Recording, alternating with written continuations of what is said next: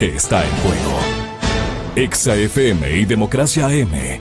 Encarnamos la libertad de expresión. Con periodismo crítico. 927.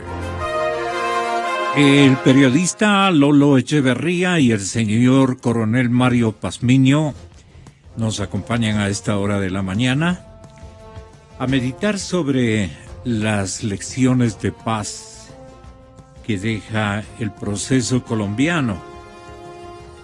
La vida de todo colombiano, decía el New York Times, ha sido marcada en cierto sentido por la violencia. El gobierno siempre ha estado en guerra con grupos guerrilleros de tendencia aparentemente marxista. Durante más de 5 décadas, un ruinoso conflicto cuyas raíces provienen de periodos de violencia de mitades del siglo XX, desde prácticamente los años 50. Y esta semana el gobierno colombiano y las Fuerzas Armadas Revolucionarias de Colombia han llegado a un acuerdo. Si el acuerdo de paz es ratificado por los colombianos en un plebiscito que va a cumplirse el próximo 2 de octubre, Colombia tendrá la oportunidad de alcanzar todo su potencial después de décadas de violencia en las que se ha generado una arraigada desigualdad y una institucionalidad muy débil.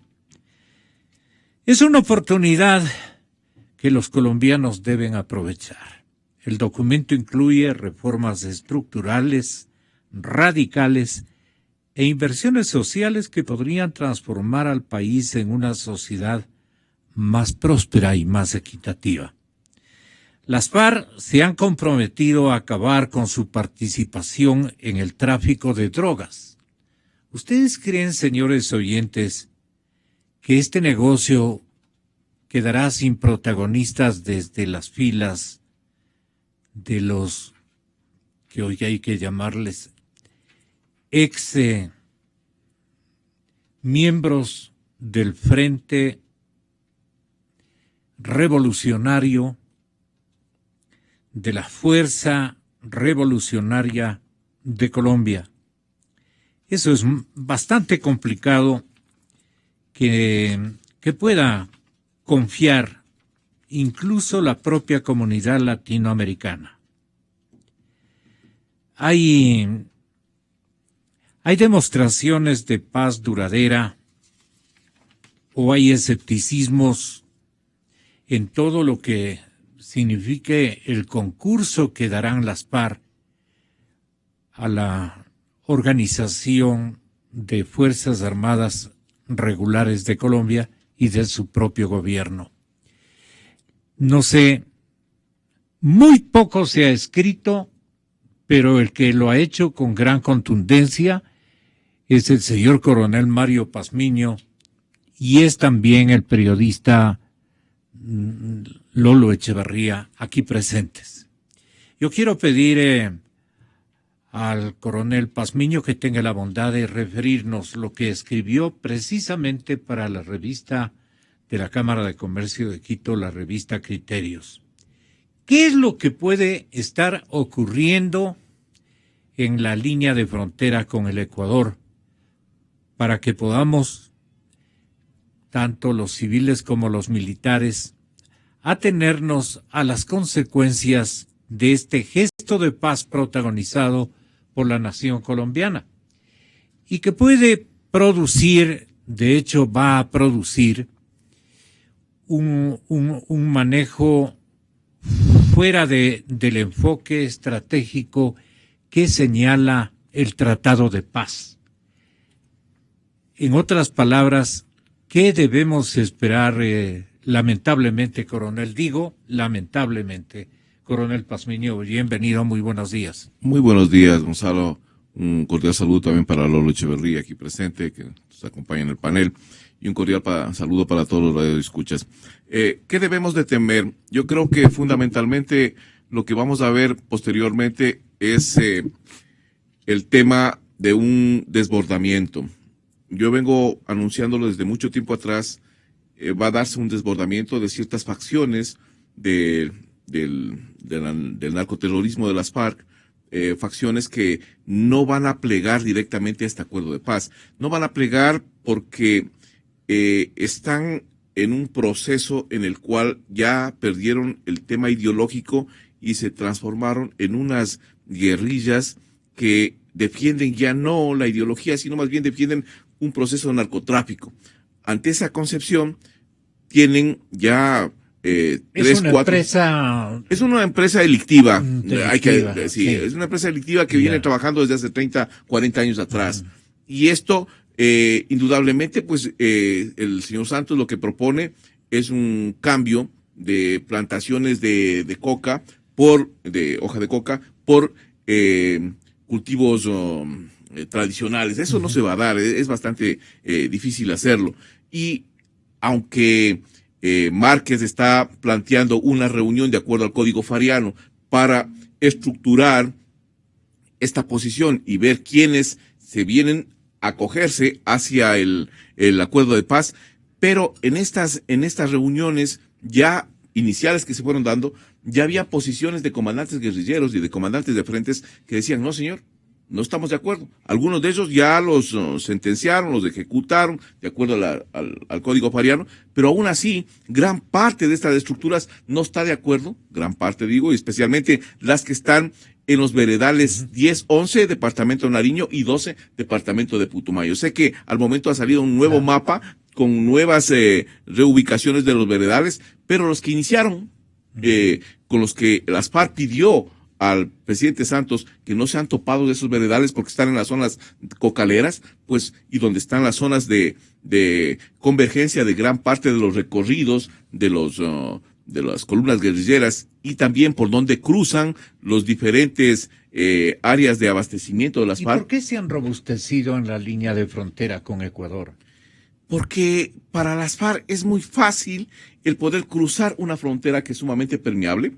Y conversábamos un poquito antes de entrar a la entrevista sobre un tema que es importante. Si nos damos cuenta, ha habido un desplazamiento de connacionales ecuatorianos desde la frontera hacia una segunda línea, hacia atrás. Gran parte de la frontera ecuatoriana tiene un asentamiento importante de una migración colombiana. Y eso también es importante que se vaya considerando. ¿Por qué? Porque si es que estamos ante un posconflicto de lo que se va a dar en Colombia, debemos de fortalecer el sistema de seguridad en la frontera y generar un proceso de desarrollo en la misma. Esto, indudablemente... ¿Qué sugiere usted en la práctica, coronel? Yo sugiero que necesariamente se tiene que generar un proceso de desarrollo ya, o sea, hacer inversión social en la frontera, generar fuentes de trabajo en la frontera. Pero la mayoría dice, ¿por qué no se ha dado esto en muchos años? Porque allá no hay la cantidad de votos que les interese a los políticos. De ambas naciones. De ambas naciones. Claro. Entonces, más al nuestro, diría yo, porque es una zona completamente votada. ¿Cuándo ha ido un presidente de la República a recorrer la frontera y a decir, señores, este es mi plan de gobierno, así les quiero sacar de la indigencia donde están? Nunca. ¿Cuándo esa frontera ha generado un proceso de desarrollo? Hay comunidades y organizaciones internacionales que se encargan de algunos elementos en la frontera, pero el Estado como tal nunca se ha preocupado de eso. Es una zona abandonada porque no hay la cantidad de votos. Eso es lo que tenemos que cambiar. Ahora, lo que estamos preocupados es de sus anuncios que en la revista mencionan unos escenarios y unos episodios bien complicados que van a ser imposible de detenerlos. ¿Usted los puede referir de nuevo a la ciudadanía? O sea, yo lo que planteo allá dentro de las hipótesis... ¿Qué es lo que va a ocurrir en la frontera? Lo que va a ocasionar o que se va a ocurrir en la frontera es lo siguiente, que el gobierno, primero, que no todas las columnas guerrilleras van a aceptar este acuerdo de paz. Segundo, dentro de la hipótesis planteamos que gran parte de estas estructuras guerrilleras van a recibir una presión muy fuerte del gobierno de Santos para que entren en el proceso de paz. Al no aceptarlo, van a comenzar a desbordar. El momento que se produzca ¿Qué significa desbordar? Perdone. Ya, un desbordamiento es el paso de una columna o parte de una columna guerrillera hacia territorio ecuatoriano. Que eso ya hemos visto que se ha dado en algunas ocasiones anteriores. Ya ha venido ocurriendo aquello. Sí, pero al momento es diferente. ¿Por qué es diferente? Porque esa columna guerrillera ya tiene dos enemigos. La misma FARC, que va a reclamarles el por qué no entregan las armas, y el otro es el gobierno. Por lo tanto, van a tratar de ubicar ciertas áreas para su protección. ¿Y dónde lo van a hacer? En territorio ecuatoriano. Y desde ahí van a comenzar a ingresar hacia, diríamos, el interior de nuestro país. Lo importante ahí es considerar lo siguiente, que las Fuerzas Armadas ecuatorianas tienen que hacer una presencia mucho más eficiente y efectiva en la frontera. Caso de no darlo, el sistema de seguridad en la frontera ecuatoriana sería desbordado. En la hipótesis yo planteo que una columna de aproximadamente unos 350 hombres pueden poner en serios aprietos la estabilidad de la seguridad en la frontera ecuatoriana, porque una estructura con una experiencia de combate que vienen ya lidiando desde muchos años, de muchas décadas atrás en Colombia, y que venga a operar desde Ecuador ante estas condiciones, sería extremadamente gravísimo para el país. Tomando en cuenta lo siguiente, que seguimos con la tosudez de seguir fraccionando las Fuerzas Armadas, de seguir debilitando las Fuerzas Armadas, de seguir tratando de imponer. Yo pienso que desmotivando también. Desmotivando, pero el criterio aquí es el tratar de imponer a toda costa que le llamen a un señor comandante en jefe. Vea, esas cosas son cosas ridículas.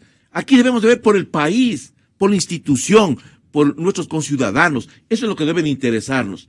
No estar peleando allá en que me reconozcan o no me reconozcan. Primero hay que cambiar la Constitución para que reconozcan al señor de esa manera. Segundo, yo creo que es importante ver los problemas que se avecinan. No pensar en que todo está perfecto. No.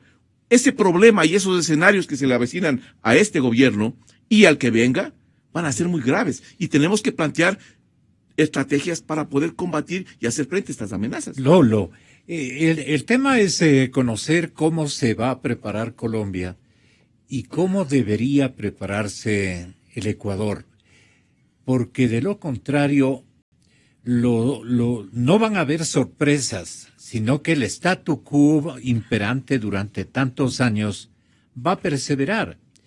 Y la gente actora de los negocios ilícitos menciona especialmente en las áreas que dan en llamar cuna de las FARC, casi nadie, absolutamente nadie cree en la paz, decía este fin de semana el diario La Hora, en un relato muy amplio, en donde se analizaba el acuerdo, se analizaba el gran apoyo con que cuentan las Fuerzas Armadas Revolucionarias de Colombia en estos pueblos campesinos que dejó los gobiernos que se sucedieron desde los años 50 en la nación colombiana, dejaron botados a su suerte. Son pueblos bien marginales o marginados, y donde no impera sino la ley del más fuerte y circunstancias bien complicadas que porque han firmado la paz no van a cambiar. Ese es el punto. Lolo Echeverría, Cadena Democracia. Gracias, Gonzalo, un gusto estar contigo y con el coronel Pazmiño. Mira, mirando en conjunto, yo diría que es exactamente al revés, que todos creen en la paz. El problema es que es una paz en abstracto, sin conocer todavía los detalles de cómo se va a implementar, y que esto va a cambiar en la medida en que va implementándose el acuerdo de paz. Lo que ha ocurrido es que ha habido un proceso de 4 años de negociación. Santos, el presidente de Colombia, se ha jugado todo y hasta ahora ha salido bien parado. Ha firmado el acuerdo de paz, ha tenido ya los primeros resultados, que es el cese al fuego y el apoyo casi unánime internacional. el apoyo Pero mayoritario, de hecho, hay mucho mayoritario trecho. de los colombianos, según la última encuesta, el sí lidera con 10 puntos. El presidente Santos puede incluso obtener el Nobel de la Paz, pero esa medalla le va a pesar como rueda de molino el momento de ir implementando este acuerdo. Son 300 páginas que constituyen prácticamente una constitución paralela.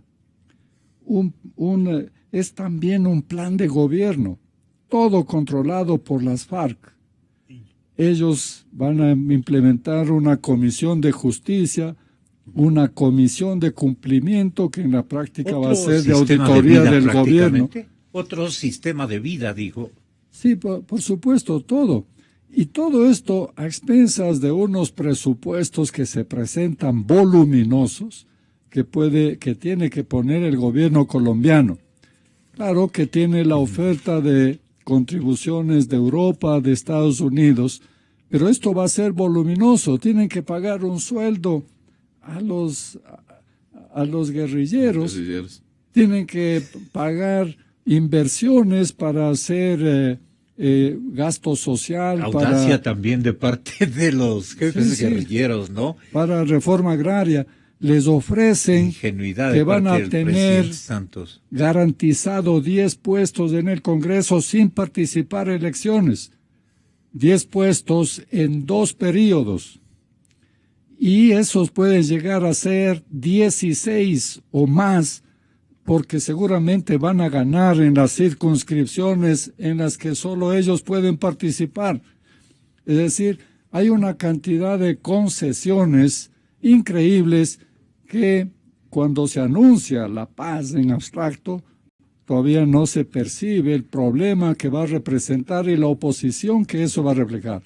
Entonces, la ejecución de esto va a ser verdaderamente compleja y va a tener una oposición que se va a ir haciendo más fuerte a medida que vayan surgiendo los problemas o delatándose las condiciones que exige este acuerdo de paz. Muy cara la medalla que se ha ganado el presidente Santos. Ahora, lo que se dice, coronel Pazmiño, es que la guerrilla se va a convertir en paramilitares. O sea, los guerrilleros se convierten a paramilitares. Sigue el negocio de la droga, no van a desecharlo. ¿Solamente va a ser que todo sigue igual sin uniformes o algo por el estilo? Yo creo que en el discurso que dio el expresidente Álvaro Uribe unos días atrás, y donde fue muy crítico con relación al proceso de paz, él habla claramente de que este proceso en sí va a generar una nueva apertura del paramilitarismo en Colombia. Y este paramilitarismo representado específicamente con esta estructura de las FARC. Por otro lado, hay una cosa que me parece muy interesante que en ese discurso el expresidente Uribe deja planteado en la mesa. Él dice claramente, señores, el proceso deberá, cuando venga otro gobierno, ser revisado en todo su contexto. Entonces les deja ahí un tablero que puede ser pateado por cualquier actor político a futuro, que me parece sumamente interesante. El otro aspecto que me parece sumamente importante es que si es que se continúa manteniendo esta estructura de narcotráfico en la frontera y esta posición de las FARC de que no va a poder aflojarse de esta relación ya perversa que tienen desde mucho tiempo atrás, eso va a constituir un elemento de bastante contrapeso en las relaciones con el gobierno. Pero hay una cosa importante que lo dijo Lolo y que quiero yo solo fortalecerla. Es la siguiente. Los bancos y las caletas farianas, que son donde se guarda la plata, producto del crimen organizado, que es esta estructura de los recursos del narcotráfico, servirán para fortalecer la campaña de las FARC, no solo para la campaña próxima a los diferentes... La campaña política. La campaña política, sino para darle unas 10, 20, 30 campañas de por vida en el Estado colombiano, porque tienen los recursos tienen la para infraestructura. tener bancadas de mayoría Bancadas de mayoría y comenzar colombiano. a comprar votos en donde quieran. O sea, existen los recursos, las FARC tienen los recursos para esa cosa. Y eso tienen que pensar también que hay una desigualdad tremenda entre lo que el gobierno ofrece por alcanzar un proceso de paz y otro que es el proceso democrático, que debería ser aperturado para todos en una manera equitativa. Pero hay una cosa sumamente interesante, y permítame, no por hacer propaganda, pero hace unos 2 días atrás o 3 días atrás acaba de salir en Praga este libro. Este libro se llama Los de Enfrente. Y en este libro de Pablo Guerrero se determina con exactitud lo que está pasando en la frontera y cuál es la vida del ecuatoriano en la frontera y cómo se vincula al narcotráfico y cuáles van a ser las repercusiones hacia los ecuatorianos. O sea, lo que estamos hablando, en definitiva, es que este proceso de paz y este proceso de posconflicto para los ecuatorianos va a ser muy traumático. Bien por Colombia, pero mal por el Ecuador, porque todavía estamos en pañales con relación a unas medidas estratégicas que debería tomar el gobierno y las instituciones para defender la soberanía y la integridad de los ciudadanos ecuatorianos. ¿Está completamente enterado el gobierno ecuatoriano desde tu punto de vista, Lolo, y está con planes de ejercitar un diseño defensivo que pueda permitir a las Fuerzas Armadas, especialmente, frenar a raya cualquier desborde, especialmente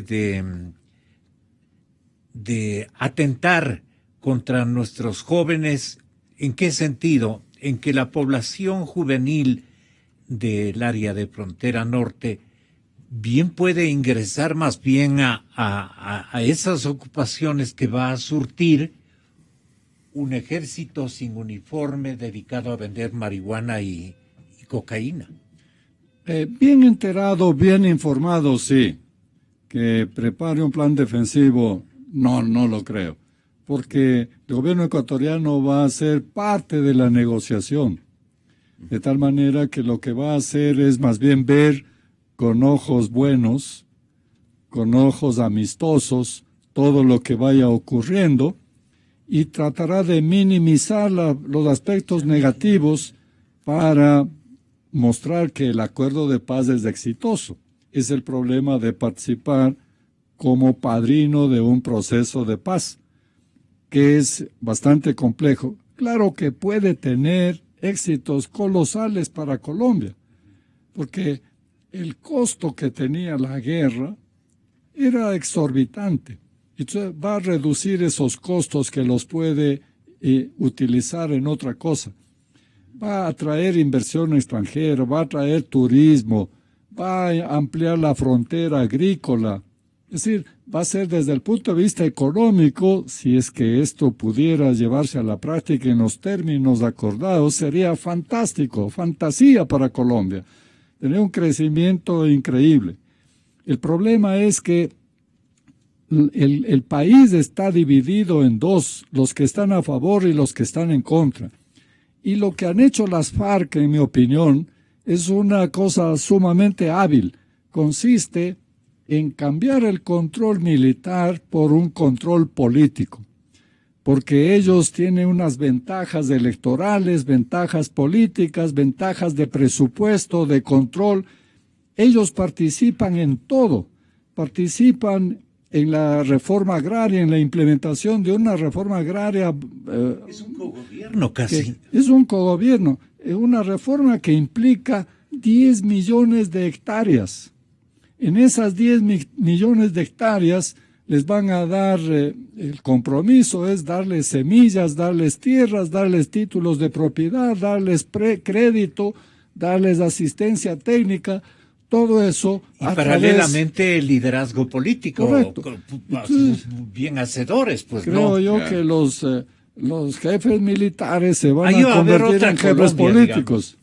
Hay otra Colombia, la Colombia de las FARC, políticamente hablando, ¿no? Sin duda. Y el partido sería justificado que se llame Partido FARC, ¿no? Ahora, la propuesta de reforma agraria es colosal. diríamos... ¿En qué consiste? Consiste en que se transforma el campo, el agro, se le da toda la asistencia de crédito, de tecnología, de préstamos, de compromiso de abrirle mercados, etcétera.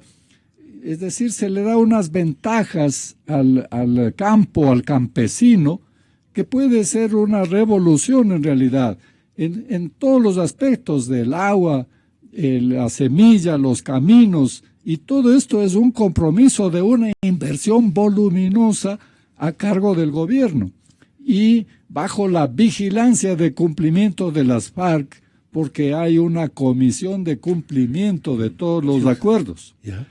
Ahora, el problema va a venir cuando se vea que, por ejemplo, el caso de la impunidad. Cuando los colombianos adviertan que los jefes guerrilleros van al Congreso y se convierten en líderes políticos arcángeles, y se convierten en custodios de toda esta oferta maravillosa de transformar el campo, y que los mandos medios se convierten en padrinos de toda esta inversión en el campo y ellos van a hacer el control de todo. Entonces, todo esto perdonándoles todos los crímenes que cometieron a cambio de una confesión, es decir, con una confesión de la verdad, un baño de la verdad, se les perdona, No y pasa nada. para los colombianos eso va a significar impunidad. ¿Qué dice el expresidente Uribe? Y él estará, de alguna manera, coronel, regocijándose el momento en que comience a aparecer que esto que ustedes preanuncian y que muchos de los medios de comunicación colombianos no se han entregado el cuento, también están contraatacando informativamente. El colombiano común y corriente, más o menos instruido, es escéptico de que esto vaya a cobrar un éxito, pero peor sería que vuelvan a las armas. Es decir, tuvieron hasta una buena metodología de decir, ¿qué quieren? ¿Esto o volvemos a cargar nuestras armas? Entonces, al recordar lo que ha ocurrido en tantas décadas, la familia colombiana prefiere lo que venga antes que resuenen de nuevo los fusiles. Completamente de acuerdo, Gonzalo. El tema aquí es el siguiente. Estamos hablando de la toma del gobierno, políticamente hablando, por parte de las FARC. O sea, es una toma política respaldada por una estructura militar. O sea, ya no estamos hablando de un combate para derrocar al gobierno y tomar por las armas. No, es una toma política. Y si hacemos un balance concreto entre la posición del gobierno colombiano y la posición de las FARC, y vemos quién sacó o quién ganó en este proceso de negociación, más ganó las FARC. Porque se posicionó de mejor manera, se posicionó de tal forma que ganó cuotas políticas para el Congreso colombiano, control territorial, que es sumamente importante, participar como organización política, no va a entregar en su totalidad las armas. Entonces eso quiere decir que en caso de que esta aventura política le vaya mal, puede regresar nuevamente a manejar las armas que no las van a entregar en su totalidad. Mantiene el control de ciertas áreas cocaleras, ¿ya? Tiene una legislación paralela que le fortalece y le blinda con relación a la legislación colombiana.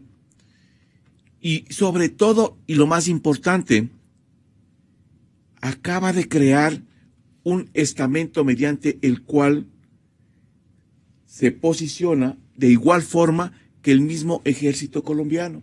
En definitiva, va a mantener una estructura de paramilitarismo sí. Y por otro lado, una estructura política. Lo que estamos viendo acá es que las FARC cumplió lo que siempre venía diciendo desde muchos años atrás, la toma del poder, pero la toma del poder específicamente en el aspecto político reforzado por una estructura de paramilitarismo fariano en las bases. Que eso es lo preocupante para Colombia. para Colombia hipotéticamente, claro. Y para el Ecuador es mucho más preocupante, mucho más preocupante, porque recuerde usted cosas muy puntuales nada más.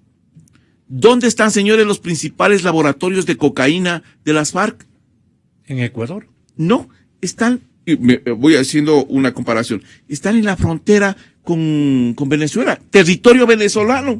Ahí están, ahí recuerden ustedes, gran parte del señor Timochenko tenía sus campamentos, creo que eran 6, 7 campamentos allá, y gran parte de la producción de cocaína pasaba por allá, centros de acopio en Venezuela, y desde ahí pues hasta el puerto de Maracaibo, y salían ya directamente. Exactamente, señores. O sea que al negocio no le va a pasar absolutamente nada, Lolo. Es muy difícil, sí, porque la verdad es que ellos tienen aquí unas ciertas garantías. El acuerdo político firmado, el acuerdo de paz, establece que el cambio de cultivo de la droga es voluntario. De manera que si no es rentable el nuevo cultivo, nadie va a cambiar, porque es voluntario. ¿Qué significa eso? De facto es una legalización de los cultivos. Ahora, el gobierno se queda con la carta de que pueda entrar en un programa de retirar esos cultivos, pero establece con claridad que tiene que ser un proceso manual de retiro de los cultivos. Pero eso después de 2 años. De tal manera que hay 2 años para establecer un nuevo mecanismo, un nuevo acuerdo, una nueva estructura, seguramente en acuerdo y con participación de los grandes carteles. De tal manera que en lo que se refiere a la erradicación de la droga y de los cultivos, creo que no va a tener éxito este proceso. Por lo menos va a tener un aplazamiento del problema de 2 años. Ahora, todavía nos quedan cosas por ver, porque está muy próximo, el 2 de octubre será el plebiscito. Y en ese plebiscito el pueblo colombiano se pronunciará. Aunque se pronuncie por el sí, habrá que ver cómo ocurre esta campaña. Una periodista colombiana decía con mucha preocupación, decía, ¿en qué momento Uribe se cambió a la paz y Santos a la guerra? Porque Uribe predica ahora la paz, pero en contra de este acuerdo. Y en cambio Santos pone el temor a la guerra, en la vuelta de la guerra, como mecanismo para que le concedan lo que él buscaba. Pero de todas maneras va a ser muy difícil, porque la Corte Constitucional le ha dado la razón a Uribe en un punto clave. La Corte Constitucional dictaminó que el plebiscito, la pregunta del plebiscito, que todavía no está formulada, la pregunta del plebiscito dice, no puede ser, ¿qué prefiere usted, la guerra o la paz? No puede ser. La consulta no es sobre la guerra o la paz, la consulta es, ¿está usted de acuerdo o no con esta negociación que han hecho el presidente Santos con la guerrilla? Esa es la pregunta. De tal manera que depende de cómo se formule la pregunta para el resultado del plebiscito. Y después de eso, entonces, empezará la implementación del proceso de paz. La pregunta del millón es, ¿qué pasará si alguno de los dos incumple? ¿Qué queda? Por eso la sospecha de que tal vez los guerrilleros no entreguen todas las armas. Esto se establece en el acuerdo que se entregarán todas las armas de acuerdo con un plan fijado y revisado y monitoreado internacionalmente a las Naciones Unidas, a la ONU. Y esas armas servirán para hacer 3 monumentos. Pero, ¿quién garantiza que entreguen todas las armas? Al presidente Santos le preguntaron, ¿usted por qué cree que cumplirán las FARC? Y él dijo, bueno, en estos 4 años ha habido un proceso de confianza, de tal manera que está basado en la confianza. Yo confío en ellos. Prácticamente quiere decir, yo confío en ellos. Y si preguntamos a las FARC, dirán, pensamos que el presidente Santos va a cumplir con su palabra y ellos tendrán mayores niveles de convencimiento, ¿no es cierto?, que la propia institucionalidad democrática de Colombia. ¿Cuáles son los recursos para obligar a que se implemente eso? No existe. El presidente Santos por eso quería constitucionalizar este acuerdo, pero eso fue negado. Claro. El presidente Santos, en definitiva, coronel, le pasó una mala jugada a su nación colombiana.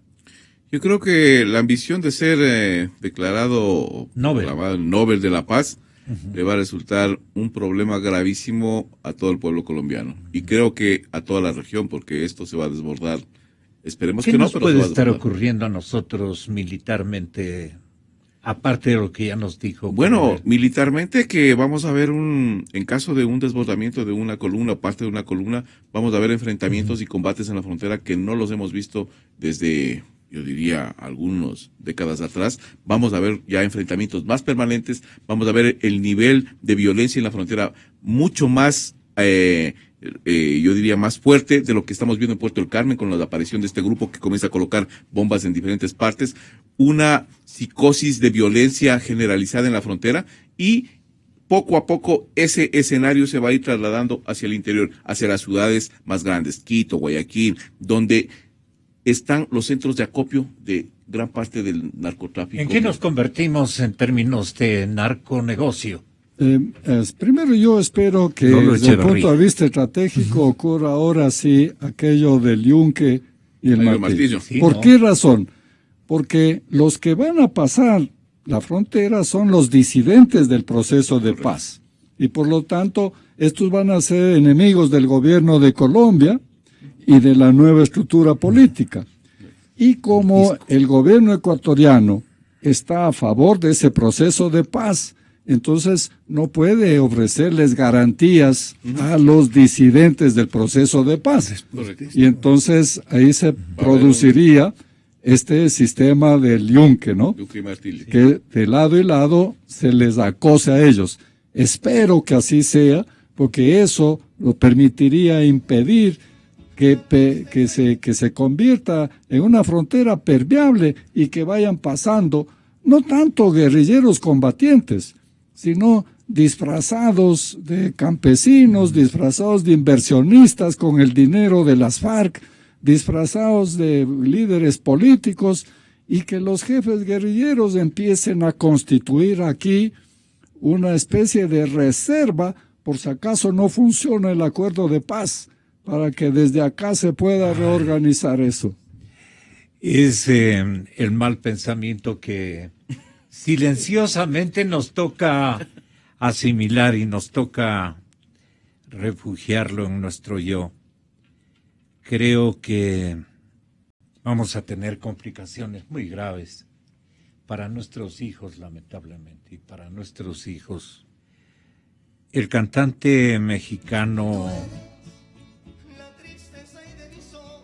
Juan Gabriel ha muerto de un paro cardíaco. Y Latinoamérica ha llorado y ha llorado en grandes cantidades. Casi se puede al dolor convertirlo en cantidad. Tenga la bondad. Lo que sigue en homenaje al Divo. Los muchachos no se componen, por eso aún estoy en el lugar de siempre.